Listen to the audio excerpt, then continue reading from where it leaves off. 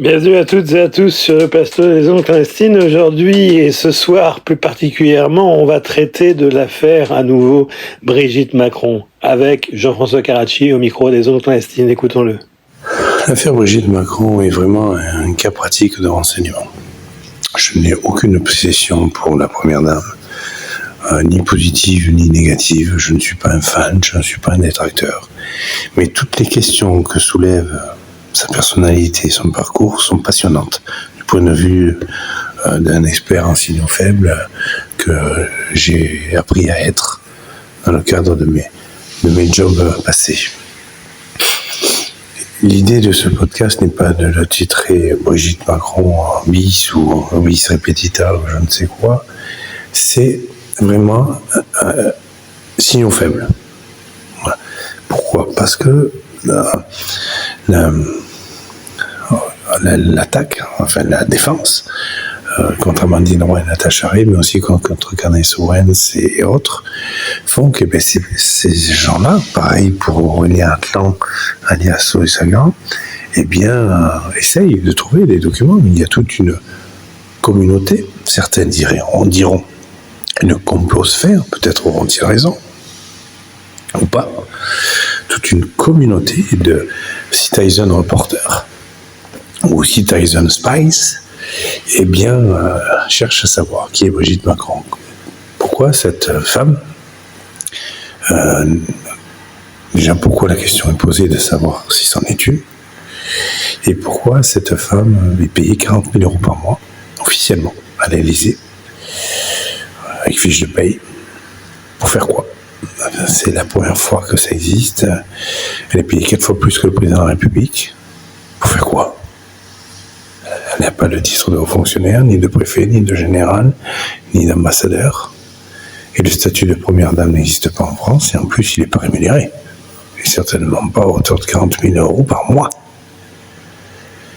Les documents remonteraient, qui pourraient tout à fait être des faux documents.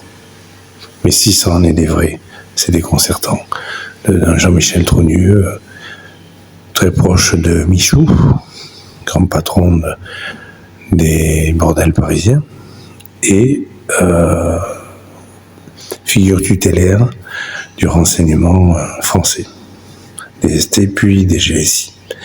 Parce que dans ce monde interlope, ce monde particulier, des bordels, des cabarets, etc., tous les petits secrets intimes des hommes et des femmes de pouvoir s'y révèlent. Dans l'affaire Markovitch, avec Madame Pompidou et comment s'appelle-t-il déjà, l'acteur français qui est mort là, Delon.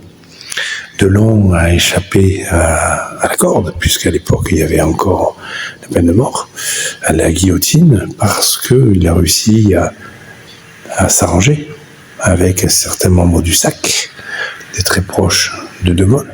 Sinon, il est exécuté avec Markovitch, Delon. Pourquoi ? Parce qu'il y avait notamment un chantage sur le fait que Madame Pompidou était win. Madame Pompidou a fait un mariage de raison avec son mari. C'est un couple de bourgeois parisiens, mais elle aimait les femmes. Et ce secret-là, protégé par la DST, avait une valeur marchande pour ceux qui le connaissaient, mais aussi représentait un danger. Parce que, c'est ça l'intérêt des ondes clandestines de ce podcast, il y a plusieurs éléments. Première, c'est avoir une information. Faut-il encore qu'elle soit juste, qu'elle soit vraie, qu'elle soit vérifiable. Et puis cette information, on en fait quoi ? L'histoire de Brigitte Macron, c'est ça. Mohamed Latab avait fait remonter l'idée que Brigitte Macron aurait été en Algérie à une époque impossible pour une jeune fille, mais par contre possible pour un jeune homme. Et là, d'autres documents de l'armée qui sont peut-être des faux documents, ou peut-être des vrais.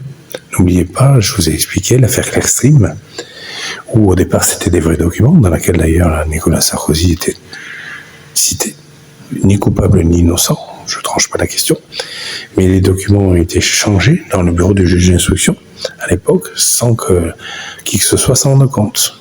C'est une opération de service secret, C'est normal, ça arrive tous les jours.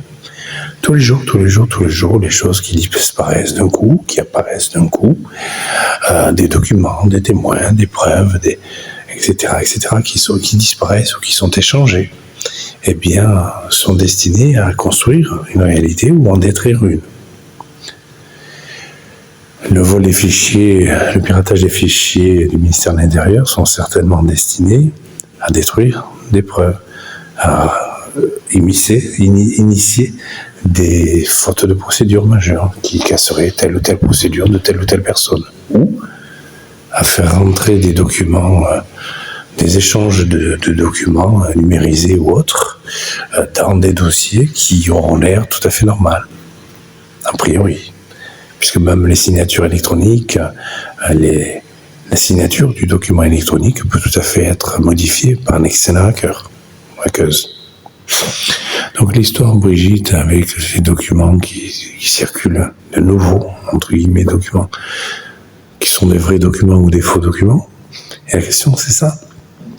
La DGSI a plus de boulot aujourd'hui à protéger le couple présidentiel soit d'attaques injustes dont ils font l'objet, parce qu'on peut tout à fait accepter l'idée que Brigitte Macron, qui n'est pas aimée pour l'air qu'elle se donne et le caractère qu'elle a, parce que cette personne de 70, 75 ans a une personnalité charmante pour certains, mais tout à fait irritante pour d'autres, eh bien, détient des secrets qui sont soit insignifiants, soit majeurs.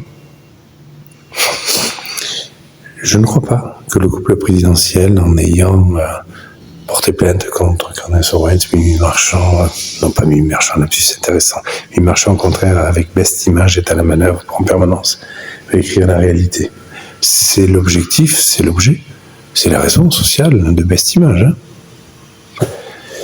Quand Karine Le Marchand, présentatrice de L'amour est dans nos prés, a un souci avec sa fille qui s'est fait poisser pour une histoire de drogue, eh bien, qui c'est qu'elle va avoir pour tuer l'affaire? C'est Mimi Marchand. Et après, elle se plaint que Mimi Marchand lui demandait un peu trop de sous, qu'elle ait fait du chantage. Ben oui, tu vas voir le diable, il négocie ton âme. Il faut être con pour pas le comprendre. Ou d'une innocence crasse. Donc l'histoire des signaux faibles concernant Madame la Première Dame, est-ce que ça tuera la République de savoir que Madame est née Monsieur? Je ne sais même pas, parce qu'on est dans une époque où circuler n'a rien à voir. Mais tout dépend comment la vie de Madame s'est construite, sur quelle activité professionnelle, sur comment ça s'est passé. Voilà. Et cela, c'est intéressant du point de vue des zones clandestines, parce que les zones clandestines n'aiment pas la polémique. Les zones clandestines n'aiment pas défendre des mensonges, et les zones clandestines font très attention avec les vérités parce qu'elles peuvent nuire et nuire à personne. Mais la logique des zones clandestines, c'est de vous faire écouter une fréquence que personne ne peut entendre, un peu comme si vous aviez une acousine, vous pouviez entendre des choses avec l'oreille absolue ou pas, des choses, vous savez, très lointaines ou très basse fréquence. C'est ça, les zones clandestines. C'est de se pencher sur une question qui s'impose à tous. Il y a les pour, il y a les contre, mais par contre, il n'y a qu'une vérité. Nous ne répondrons pas à la question de savoir qui est Madame, nous ne relayons pas le complot ou la polémique, mais nous ne faisons pas non plus le défenseur de la Première Dame, ce n'est pas notre boulot, ce n'est pas notre envie non plus.